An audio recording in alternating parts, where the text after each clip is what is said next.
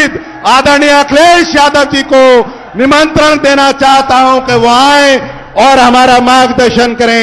आदरणीय अखिलेश यादव, अखिलेश यादव, अखिलेश यादव, समाजवादी पार्टी, मुलायम सिंह यादव। मैं सबसे पहले आई हुई जनता का बहुत बहुत धन्यवाद और आभार प्रकट करना चाहता हूं। मैं देख रहा हूं कि पहले चरण से ही, इस पहले चरण के चुनाव से ही हवा कुछ और चल रही है और जो खबरें मिल रही हैं अखबारों में मैं पढ़ रहा हूं और जिस तरह का माहौल दिखाई दे रहा है, इस बार पश्चिम से हवा चल रही है और ये पश्चिम की हवा इस बार भारतीय जनता पार्टी का पूरा सुपड़ा साफ कर देगी। हालांकि मैं समाजवादी पार्टी के प्रत्याशी, पूर्व सांसद, बहुत जुझारू नेता, सम्मानित नेता हरेंद्र मलिक जी के समर्थन में आपसे सहयोग और मदद मांगने आया हूं। आप जिता तो पहले से ही रहे हैं, ये जीत तो पहले से ही रहे हैं। मैं केवल आपसे इतना निवेदन और अपील करने आया हूं कि इनकी जीत का फासला और बढ़ा देना। अभी तो लाखों से जीत रहे हैं, बताओ कई लाख से इनको जिता दोगे कि नहीं जिताओगे?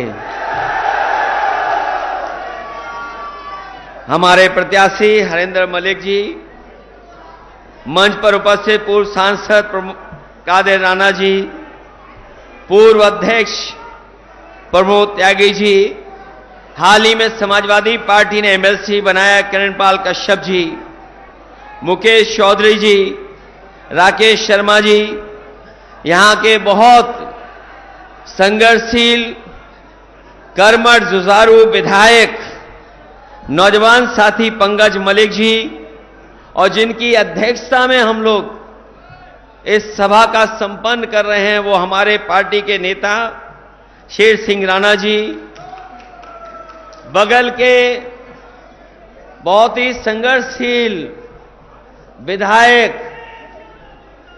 सरदना से विधायक अतुल प्रधान जी, मौलाना नजीर साहब, विनय पाल जी, सोमपाल सिंह जी, अंसार आरती जी, नौशाद अली साहब, रेहान जी, गौरव जैन, सत्येंद्र त्यागी चेयरमैन, डॉक्टर सुखपाल सिंह जी गुफरान कांग्रेस नेता, अली अब्बास काजमी जी।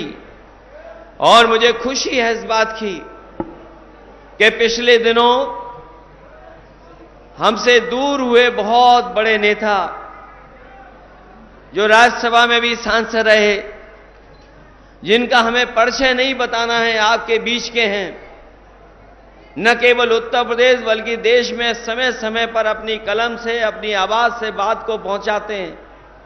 ऐसे शाहिद सिद्दीकी साहब भी आज समाजवादी पार्टी के सहयोग और समर्थन में आ गए हैं। मैं उनका और उनके साथ जितने भी साथी आज समाजवादी पार्टी में शामिल हो रहे हैं, मैं उनका बहुत बहुत धन्यवाद और आभार प्रकट करता हूं। साथ ही साथ माजिद सिद्दीकी जो बहुजन समाज पार्टी से छोड़ करके आए हैं, माजिद सिद्दीकी साहब जो बहुजन समाज पार्टी को छोड़ करके आए, इनके तमाम साथी जो आज समाजवादी पार्टी में शामिल हुए, मैं उनका भी धन्यवाद और आभार प्रकट करता हूं। साथ ही साथ मंच पर उपस्थित बड़ी संख्या में साथी हैं, नूर हसन, माजिद अली से लेकर के बहुत सारे नेता जिनके मैं नाम नहीं ले पा रहा हूं, सभी हमारे नेता, सभी हमारे कार्यकर्ता और इस चुनावी जनसभा में आए हुए हमारे सभी आदरणीय बुजुर्ग, किसान भाई, नौजवान साथी, पत्रकार बंधुओं, मैं सबसे पहले इस चुनावी जनसभा की बहुत बहुत बधाई और मुबारकबाद आपको देना चाहता हूं।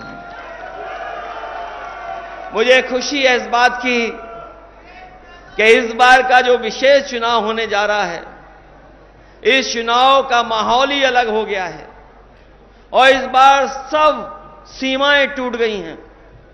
कोई वर्ग नहीं बचा जो साथ देने के लिए न खड़ा हो गया हो। आज हर वर्ग के लोग भारतीय जनता पार्टी के खिलाफ समाजवादी पार्टी और इंडिया गठबंधन के साथ खड़े होकर के कंधे से कंधे मिलाकर के उनके प्रत्याशी को जिताना चाहते हैं।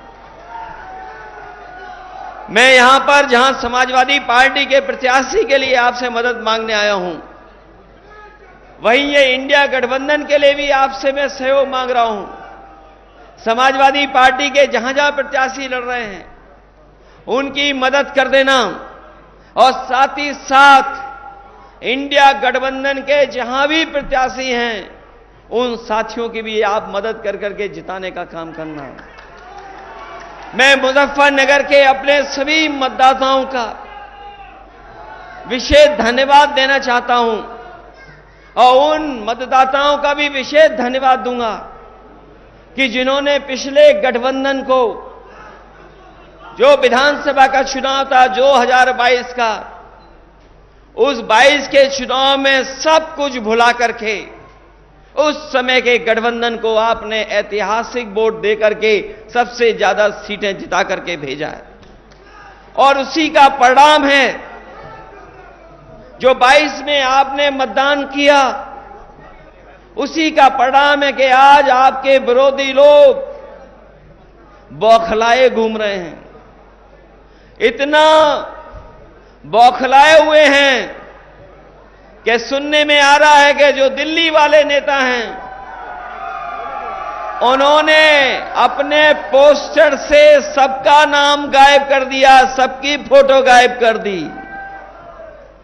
अगर मुजफ्फरनगर में कोई बीजेपी के प्रचार का पोस्टर लगा होगा तो उसमें प्रत्याशी का पोस्टर नहीं होगा। आप पता कर लें, प्रत्याशी का तो पोस्टर से पहले ही नाम गायब हो गया, फोटो गायब है और जिस समय वोट पड़ेंगे बीजेपी भी उत्तर प्रदेश से गायब हो जाएगी। वैसे तो हरिंदर मलिक जी आपके बीच के हैं, यहीं पढ़े लिखे बड़े और दुख दर्द से लेकर के हर तकलीफ परेशानी में आपके साथ रहे, लेकिन बहुत सारे साथी ये नहीं जानते होंगे हरेंद्र का मतलब हिंदी में शिव भी होता है। जो लोग हिंदी को जानते होंगे वो जानते होंगे कि हरेंद्र का मतलब हिंदी में शिव भी होता है और इस बार आप जिताओगे तो आपका एक एक कष्ट और परेशानी को दूर करने का काम यही समाजवादी पार्टी के प्रत्याशी करने काम करेंगे। वैसे तो मुजफ्फरनगर में जब समाजवादियों की सरकार थी बहुत ऐतिहासिक काम हुए हैं। जो लोग उस समय की सरकार का कामकाज देखे होंगे, हमारे पत्रकार साथी जानते होंगे, जब समाजवादी सरकार बनी थी उस समय बिजली की बहुत किल्लत थी, बिजली का संकट था। लेकिन मैं खुशी के साथ ये बताना चाहता हूं, आज जो 24 घंटे बिजली मिल रही है वो किसी और के कारण नहीं मिल रही है, वो समाजवादी पार्टी का काम था कि तहसील से लेकर के नगर पालिका से लेकर के टाउन एरिया में अगर हमें सब स्टेशन बदलने पड़े थे, सब स्टेशन बनाने पड़े थे और सबसे पहले काम अगर बिजली का फीडर सेपरेशन का कहीं हुआ था तो आपके मुजफ्फरनगर में हुआ था। समाजवादी पार्टी ने फीडर को अलग कर करके आपकी बिजली का इंतजाम को बढ़ाने का काम किया था। आज जो कभी कभी आप सड़कों पर एम्बुलेंस देखते होंगे, किसी गरीब या किसान की मदद करने के लिए पहुंच जाती होगी, वो किसी और की देन नहीं है। अगर फोन मिला करके आप एम्बुलेंस मंगाते हैं तो वो एम्बुलेंस भी देन अगर किसी की है तो समाजवादी पार्टी की है जो गरीबों की मदद करने का काम करती है। ये 100 नंबर जो पुलिस के लिए बनाया गया था, बीजेपी वाले जाने या ना जाने, लेकिन एक एक पुलिस वाले से आप पूछ लेना, पता कर लेना, जानकारी कर लेना। पहले पुलिस के पास गाड़ी नहीं होती थी, और अगर गाड़ी होती थी तो थाने में गाड़ी चलाने के लिए डीजल पेट्रोल नहीं मिलता था। जो गरीब तकलीफ परेशानी में आता था, उस परेशानी और तकलीफ भरा हुआ इंसान जब पहुंचता था, ये थाने के लोग उससे डीजल और पेट्रोल भराते थे, तब गाड़ी जाती के चलती थी। लेकिन समाजवादी पार्टी ने उस व्यवस्था को बदल करके पुलिस को 100 नंबर दिया और ऐसा इंतजाम किया कि अगर गांव में भी कोई झगड़ा हो जाए, तकलीफ परेशानी हो जाए, तो फोन करने पर आपकी पुलिस मदद करने के लिए पहुंच जाती थी। ये 100 नंबर बीजेपी के लोगों ने 112 कर दिया। गाड़ी नहीं बढ़ाई, 100 नंबर का 112 कर दिया। और हमारी पुलिस इतनी समझदार है, उसे लगा कि उसका जो टैक्स लगता है वो बढ़ाना होना चाहिए। 100 से 112 हुआ, पुलिस ने भी अपनी वसूली बढ़ा दी। बताओ बढ़ा दी कि नहीं बढ़ा दी? उन्हें लगा कि सरकार ने 100 से 112 किया है, इसका मतलब वो भी वसूली बढ़ा लें। और हमें दुख होता है कि जिस पुलिस के ऊपर सबसे ज्यादा जिम्मेदारी है, जनता को सबसे ज्यादा भरोसा है, उसके लिए सबसे बेहतर जो इंतजाम किया था, उस इंतजाम को खत्म कर दिया। इन्होंने गाड़ी नहीं बढ़ाई, न गाड़ियां बढ़ाई, न गाड़ियों को बढ़ाने का इंतजाम किया। जो समाजवादी सरकार में चल रही थी वही गाड़ियां चल रही हैं। जब कभी केवल टायर बदल देते हैं, उसके अलावा कोई दूसरा काम इस सरकार ने नहीं किया है। और यहां पर जो नौजवान बैठे हैं, आगे से लेकर के पीछे तक, जो समाजवादी सरकार में लैपटॉप मिला था, बताओ अभी भी चल रहा है कि नहीं चल रहा है? जहां कहीं भी जिस घर में मिला होगा वो लैपटॉप चल रहा होगा। और जब कभी भी उसको चलाते होंगे तो उसमें नेताजी और हम ही लोग दिखाई देते होंगे, दूसरा कोई दिखाई नहीं देता। हमारे उत्तर प्रदेश के मुख्यमंत्री जी ने, बीजेपी के लोगों ने उसकी भी नकल कर ली। हम लोग बड़ा लैपटॉप देते थे, इन्होंने छोटा सा दे दिया और उसमें उंगली चलाते रहो, चला तो चला, नहीं तो नहीं चला। बताओ समाजवादियों का दिया लैपटॉप आज भी चल रहा है कि नहीं चल रहा है? जिन साथियों ने अभी अखबार पढ़ा होगा कि देश के प्रधानमंत्री दुनिया के सबसे बड़े उद्योगपति जो सॉफ्टवेयर कंप्यूटर के बारे में जानकारी और कंपनी चलाते उससे मिले थे, और बातचीत के दौरान जो बात हो रही थी, जो अखबार और टीवी में भी चली, उन्होंने कहा कि भारत को जो डिजिटल डिवाइड है उसको दूर करने के लिए कोई काम करना चाहिए।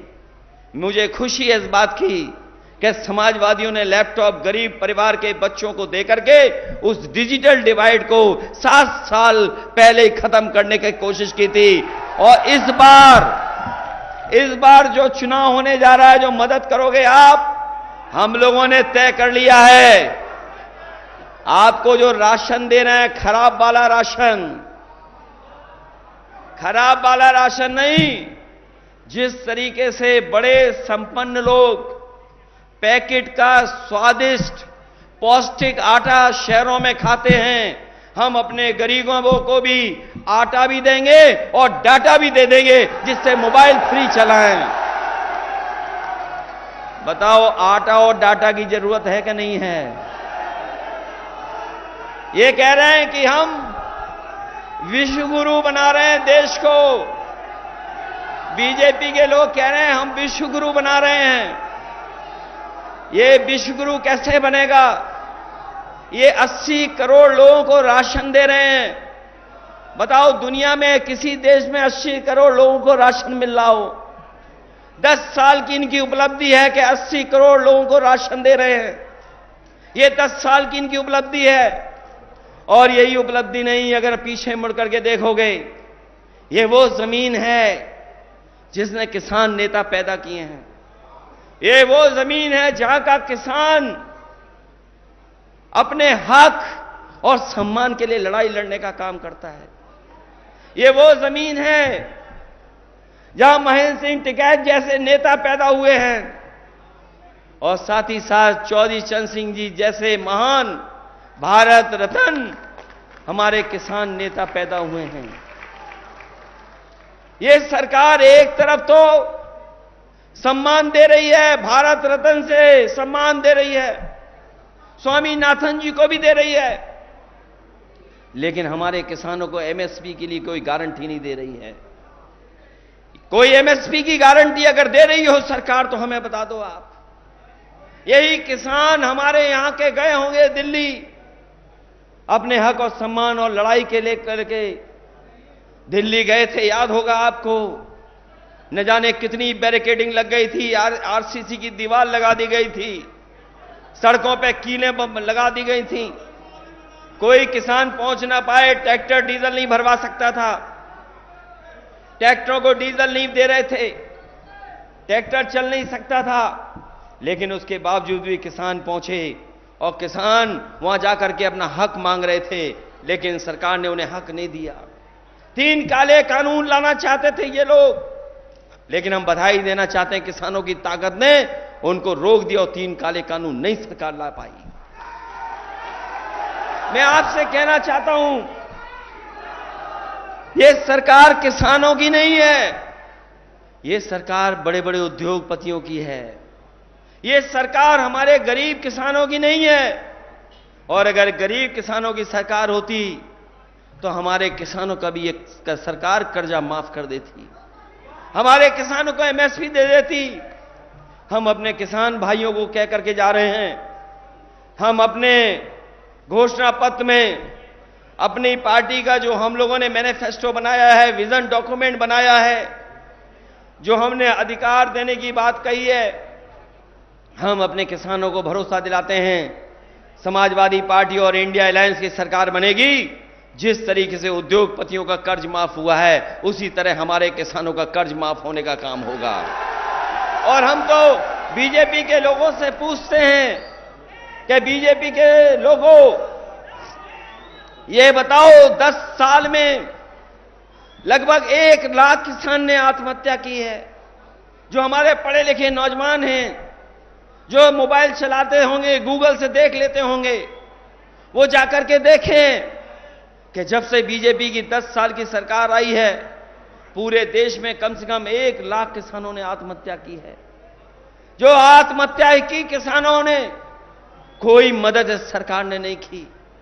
जो हमारे किसान हजारों की संख्या में 3 काले कानून के खिलाफ लड़े, शहीद हो गए, उनकी कोई मदद सरकार ने नहीं की। ये केवल उद्योगपतियों की मदद करते हैं। तब हम ये कहना चाहते हैं कि अगर ये उद्योगपतियों का 15 लाख करोड़ रुपया माफ कर सकते हैं तो हमारे किसानों का 2 लाख करोड़ कर्ज माफ क्यों नहीं करना चाहती सरकार। इसलिए हम आपसे अपील करना चाहते हैं, और आपने सरकार का काम करने का तरीका तो देख लिया होगा। ये जो सरकार नारा दे रही है 400 पार, इन्हें पता नहीं है मुजफ्फरनगर, कैराना, मेरठ, बिजनौर, नगीना, सहारनपुर नारा लग रहा है 400 हार, 400 पार नहीं। इस बार 400 पार नहीं, 400 हार। और सोचिए, जिस सरकार के खिलाफ किसान खड़ा हो जाए और जिस सरकार के खिलाफ नौजवान खड़ा हो जाए, बताओ वो सरकार निपट जाएगी कि नहीं निपट जाएगी। और हम तो अपने नौजवानों से कहना चाहते हैं, ये सरकार रहेगी न नौकरी मिलेगी न रोजगार मिलेगा, और अगर ये और आ गए सरकार में तो आपकी शादी भी नहीं होगी, बिना शादी के रहना पड़ जाएगा। बताओ, आंकड़े पढ़ लिए कि 80% नौजवान बिना नौकरी का है, बिना रोजगार के है। बताओ, जब नौजवान बिना नौकरी बिना रोजगार के होगा तो उसकी शादी कहां से होगी? ये बीजेपी वाले नहीं चाहते हैं कि हमारे नौजवान, उनका भविष्य बेहतर हो, उनके सपने पूरे हों। अभी देखा आपने, जो भी परीक्षा हुई सब में पेपर लीक हो गए। केवल एक परीक्षा का पेपर लीक नहीं हुआ है, जितनी भी परीक्षा हुई हैं सबके पेपर लीक हो गए। बताओ, लीक हुए पेपर के नहीं हुए? और जो पढ़े लिखे नौजवान हैं जो परीक्षा के लिए गए होंगे, वो जानते होंगे कि जितनी भी उत्तर प्रदेश की परीक्षा हुई सबके पेपर लीक हो गए। और हाल में अभी जब पुलिस की भर्ती के लिए परीक्षा हुई थी, इस सरकार ने कहा कि हमने पुलिस का इंतजाम किया है, हमने पुलिस का इंतजाम किया है, बेहतर पुलिस लगाई है, सिक्योरिटी की है, सुरक्षा ऐसी की है कि पेपर लीक नहीं होगा, सब परीक्षा हो जाएगी। बताओ, जब परीक्षा देने गया नौजवान, अपने भविष्य को बनाने के लिए गया, परीक्षा का पेपर लीक हो गया। बताओ, लीक हुआ कि नहीं हुआ पेपर लीक? और पेपर लीक के कारण, नौकरी न मिलने के कारण कई नौजवानों ने आत्महत्या कर ली।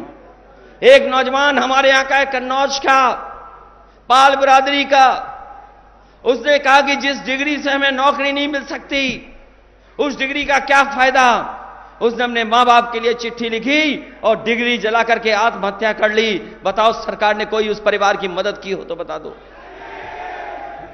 जब मैं यहां मुजफ्फरनगर में एक कार्यक्रम में आया था, शादी में, मैंने बड़ी संख्या में छात्र नौजवानों को देखा कि वो तख्ती लेकर के खड़े हैं कि ये जो परीक्षा का पेपर लीक हुआ है, इसका दोबारा परीक्षा हो, परीक्षा कैंसिल हो। सरकार को मजबूरी में पेपर कैंसिल करना पड़ गया। इसलिए मैं सरकार को कहना चाहता हूं, नौजवानों, आप भी याद रखना, इस सरकार के खिलाफ किसान भी है, नौजवान भी है।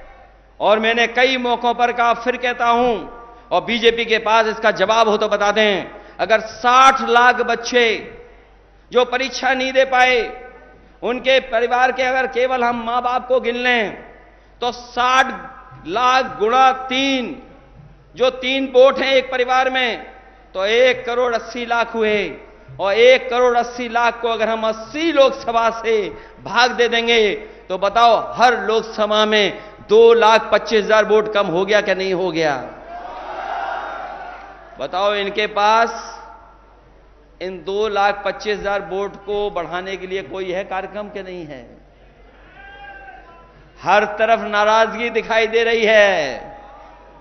इसीलिए इन्होंने जो पोस्टर बनवाए हैं, उसमें पोस्टरों में प्रत्याशियों का चेहरा नहीं रखा है, उन्हें गायब कर दिया है। और जो अकेला पोस्टर है, अकेली फोटो है, जिस दिन मुजफ्फरनगर वाले वोट डालेंगे वो पोस्टर से गायब हो जाएंगे, वो दिखाई नहीं देंगे। पहले जुमला लेके आए थे, अब गारंटी लेके आ गए हैं। अगर जुमला और गारंटी भाई भाई हैं, तो जुमले भाई से गारंटी 10 साल बड़े भाई हैं। है 10 साल बड़ी गारंटी के नहीं है? और याद कीजिए, बीमारी भगाने के लिए इन्होंने ताली और थाली बजवाई थी। ये गारंटी नहीं है, ये घंटी है इनकी। और अगर ये गारंटी है तो इन्होंने तो कहा था हमने किसानों की आय दोगुनी कर दी। बताओ, किसानों की आय दोगुनी हो तो बता दो हमें। इन्होंने कहा कि 2 करोड़ नौजवानों को हर साल नौकरी देंगे। बताओ, 2 करोड़ नौकरी मिल गई किसी नौजवान को? और हमारे गरीबों के यहां बिजली का मीटर लगा दिया कि नहीं लगा दिया? सर, ट्यूबवेल पर लग गया मीटर कि नहीं लग गया? और कभी कभी नौजवानों से मैं कहूंगा, बीजेपी एक नेता आए थे बहुत नंबर 2 वाले, नंबर 1 पे दूसरे, नंबर 2 पे दूसरे नेता हैं। 2 नंबर पे जो नेता हैं, 2 नंबरी नेता, क्या कह के गए थे आपसे कि हम बिजली माफ कर देंगे। बताओ बिजली माफ हो गई आपकी क्या? और ये बिजली माफ भी कैसे करेंगे? मैं आपसे कह करके जा रहा हूं और बीजेपी वाले बताएं और हमारे पत्रकार साथी सही कर दें अगर हम गलत बोल रहे हो तो। उत्तर प्रदेश में पिछले 10 साल से एक भी बिजली का कारखाना नहीं लगाया है। एक भी बिजली का कारखाना इस सरकार ने नहीं लगाया। और अगर लगाया होता तो हमें बता दे कि कौन सा बिजली का कारखाना लगाया इन्होंने। इसलिए साथियों, मैं आप सबसे निवेदन और अपील करने आया हूं, इनके पास जुमले के बाद गारंटी है और हमारे पास उदाहरण है कि हम लोगों ने काम कर करके दिखाया है। जितने भी काम समाजवादियों ने किए हैं वो काम आपको दिखाई दे रहे हैं। इनके एक एक फैसला जनता के खिलाफ है। हमारे नौजवान जानते होंगे, यहां पर बड़े पैमाने पर नौजवान फौज में जाते हैं। न केवल मुजफ्फरनगर, मेरठ, गाजियाबाद बल्कि आसपास का नौजवान अपने गांव में, अपने कस्बे में, शहर में रहकर के तैयारी करता था कि फौज की वर्दी पहन करके देश का सम्मान बढ़ाएगा। ये सरकार के लोग आए और इन्होंने एक ही दिन में कानून बदल दिया कि आने वाले समय में कोई पक्की नौकरी नहीं मिलेगी और फौज की नौकरी को 4 साल में बदल दिया।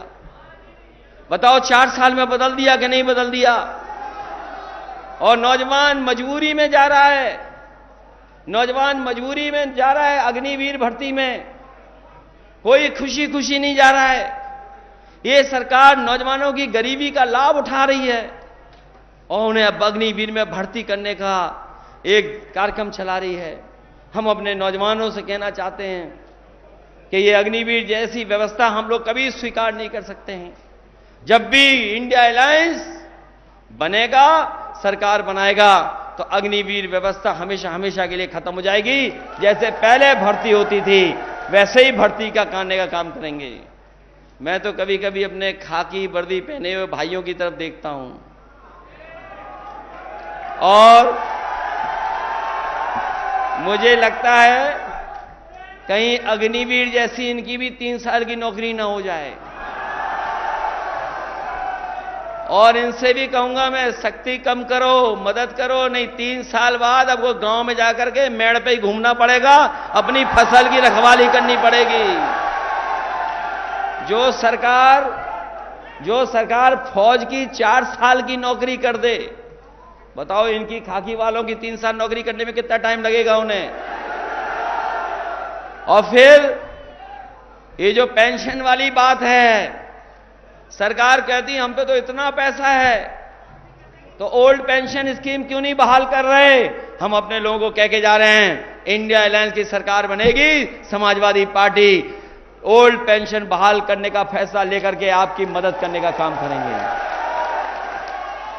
इसलिए साथियों, चुनाव में सावधान रहोगे कि नहीं रहोगे? ये चुनाव लोकतंत्र बचाने का है। जैसे किसी को नहीं पता लगा था कि रातों रात नोटबंदी हो गई थी। किसी को पता लगा था कि नोटबंदी होने जा रही है और इन्होंने कहा कि जीएसटी से व्यापार अच्छा हो जाएगा। बताओ व्यापार बर्बाद हो गया कि नहीं हो गया? और उस समय भी मैंने कहा था और आज भी वही बात कह रहा हूं जब नोटबंदी पे मैंने कहा था कि हमारा रुपया काला सफेद नहीं होता। ये रुपया काला सफेद नहीं होता, हमारा आपका लेन देन काला सफेद होता है। लेकिन बीजेपी के लोग कहते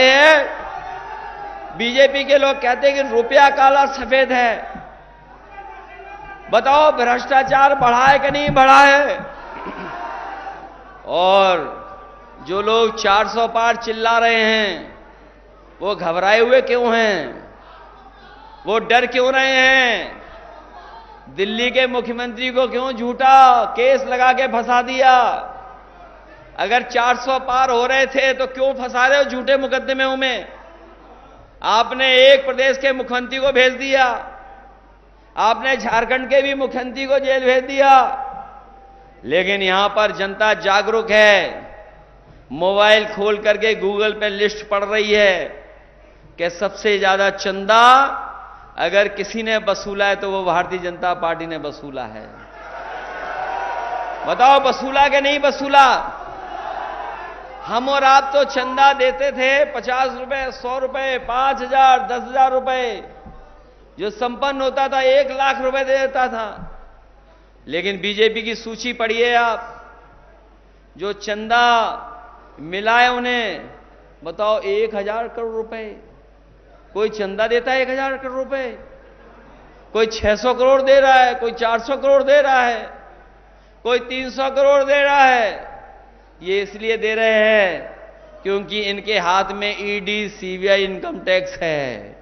उन्हीं से छापा मरवाते हैं और फिर छोड़ने के लिए वो पैसा वसूल लेते हैं। ऐसे दुनिया के इतिहास में किसी पॉलिटिकल पार्टी ने नहीं किया होगा जैसा भारतीय जनता पार्टी ने किया है कि वसूलने का काम किया है, लोगों को डरा के धमका के वसूलने का काम किया है। इसलिए लोकतंत्र बचाने का चुनाव है, ये लोकतंत्र बचाने का चुनाव है। बाबा साहब भीमराव अंबेडकर जी का दिया हुआ संविधान, उसको बचाने का चुनाव है। अभी आपने, हमने त्योहारों की भी बधाई दी, एक दूसरे से गले मिले। चाहे हमने ईद मनाई हो, वैसाखी का त्योहार मनाया हो। अभी हम लोग याद कर रहे थे बाबा साहब भीमराव अंबेडकर जी को, उससे पहले याद किया बीपी मंडल को।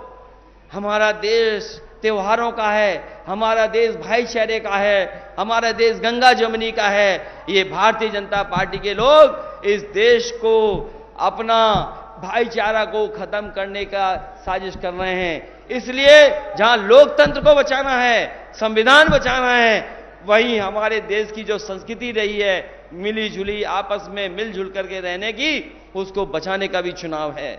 इसलिए आप लोग मदद करना, सहयोग करना और एक एक वोट साइकिल के निशान पर हरिंदर मलिक जी को जिता करके भेजना है। और हम आपका धन्यवाद देते हैं। हम लोगों ने दूर से भी अगर वोट मांगा होगा तो आप लोगों ने हमारी मदद करने का काम किया है। जब कभी हम लोग सरकार में होंगे, आपको हम भरोसा दिलाते हैं, चाहे सड़क, पुल, बिजली, दवाई से लेकर के किसी इंतजाम को हमें बढ़ चढ़ के करना पड़ेगा तो अपने गरीबों की और किसानों की और अल्पसंख्यक भाइयों की मदद करने के लिए हम समाजवादी पार्टी के लोग आपके साथ खड़े दिखाई देंगे। इस चुनाव में आप अपना चुनाव समझ करके और आने वाली पीढ़ी के भविष्य का चुनाव समझ करके मदद करना, क्योंकि इस बार अगर हम लोग चूक गए तो हमारा लोकतंत्र नहीं बचेगा, ये हमारा संविधान नहीं बचेगा। और जिस तरह के सांसद लोग इनका कह रहे हैं कि हम संविधान बदलने के लिए 400 सीटें मांग रहे हैं, इनके चाहे दक्षिण के हों सांसद, चाहे राजस्थान के इनके नेता हों, चाहे उत्तर प्रदेश के नेता हों, वो कह रहे हैं कि हम 400 पार इसलिए कह रहे हैं क्योंकि हमें संविधान बदलना है। इसलिए अगर ये सीटें जीत गए तो हो सकता है न जाने किस दिशा में ले जाए इस चुनाव को। न केवल ये संविधान बदलेंगे बल्कि नौजवानों को नौकरी नहीं देंगे। और आप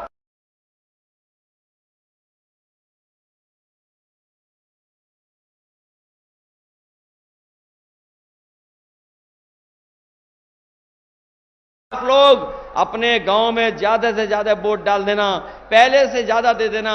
और इस बार तो अलग माहौल है, हर वर्ग के लोग आपका समर्थन कर रहे हैं। और ऐसे वर्ग जो कभी कभी दूरी से रखते थे, लेकिन सबने आकर के इस बार समाजवादी पार्टी का सहयोग किया है, मदद किया है। और जिस तरह से हमारे क्षत्रिय भाई लोग अपमानित महसूस कर रहे हैं बीजेपी से, और गुजरात से लेकर के उत्तर प्रदेश और राजस्थान में उन्होंने मन बनाया है कि इस बार भारतीय जनता पार्टी का सुपड़ा साफ कर देंगे, इनका पता नहीं लगेगा। इसलिए जब मतदान करने जाओ तो सावधान भी रहना, लेकिन इनके सामने झुकना नहीं। अपना वोट एक एक प्रकट करता हूं। एक बार फिर शाहिद सिद्दीकी जी को और मुजाहिद को, सिद्दीकी को मैं बहुत बहुत धन्यवाद देता हूं कि इनके कई साथी समाजवादी पार्टी में आए हैं जो हमारा सहयोग और मदद कर रहे हैं। बहुत बहुत धन्यवाद, बहुत बहुत आभार प्रकट करता हूं।